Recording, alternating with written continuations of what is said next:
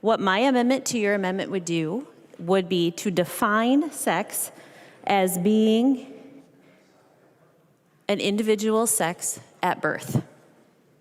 This is a biological fact. Sex is determined at conception. It's detectable by blood tests at 10 weeks in utero, and it's confirmed upon birth.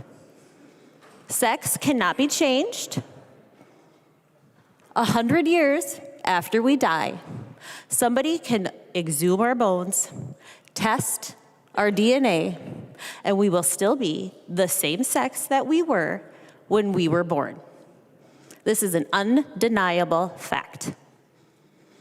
Members, I hope that you can see common sense and unfortunately the need for this amendment to the amendment, and that you would vote green. Thank you. The member from Ramsey, Representative Finke. Thank you, Madam Speaker. And members, I would ask that we vote no on the amendment to the amendment. Trans women are women, trans girls are girls. Please don't dig up my bones when I'm dead. Trans people are trans. We don't need to pretend like we are not who we are. Vote no. Right now, we have the Republican Party who is standing up for girls, standing up for women. In fact, I would call the Republicans the new feminists. That we care about girls. That is so funny that you guys think it's funny. We now know two things for absolute certain. The first is that if this amendment, if the Equal Rights Amendment is ratified, men will be in the private spaces of women. That was stated here tonight. Trans women are women. Trans girls are girls. Well, then I guess they get to be in your daughter's locker room. I guess they get to be in your wife's restroom. And I see nods. Thank you for confirming that. So we now know that that's what's on the line with this amendment, which also means that the rights of women are being rolled back.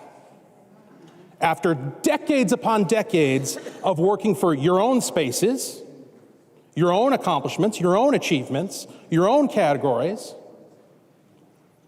in which to excel, in which to be safe, in which to be private, we're now going backwards, and this isn't the only way, but it's the way we're talking about right now with this amendment to the amendment. So thank you for confessing that. Makes this a whole lot easier. Men are going to be in women's private spaces when this is amended. The other thing we know is what I said earlier this evening when we were discussing another amendment, and that is that the ratification of the so-called ERA is in fact going to break Article 1, Section 16 of the Minnesota State Constitution, which is supposed to protect our freedom of conscience, supposed to protect our freedom of religion. Again, the clause that's relevant, nor shall any control of or interference with the rights of conscience be permitted. You just admitted that the purpose of this amendment to the Constitution is to enshrine into our founding document for the state those ideas, the idea that trans women are women and trans girls are girls. Those are points of conscience, those are beliefs, and they're also, notably, pointed out by this amendment to the amendment, non-factual, nonsensical. Biological sex cannot be protected if we affirm that. Those two ideas are opposite of one another, as demonstrated by your laughter at one of our women when she correctly pointed out that we're the feminists in the House tonight.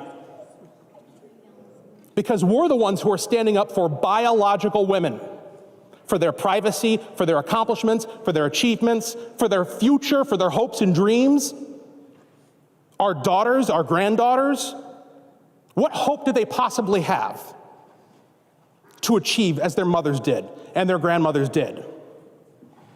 if we're going to put biological males in their spaces, as you just confessed to.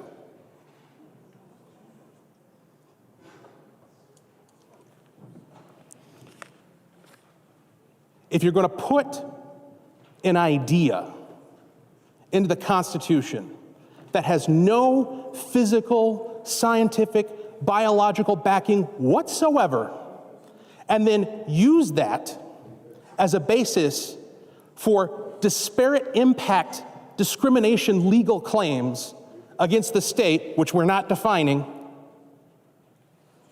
if you're going to do that, then you might as well just toss out. I should have brought an amendment tonight to just cross out Article 1, Section 16 of the Constitution, because in effect, that is what you are doing. You are saying that my right to conscience does not matter at all. You are saying that Representative Altendorf's right to conscience does not matter at all. You are saying that Representative Knudsen's right to conscience matters so little that she has to share a locker room, share a restroom with a biological man. That's what you're saying here tonight. It's belittling, it's insulting, and it's erasing the gains that have been made on behalf of women for decades. Thank you for confessing to it.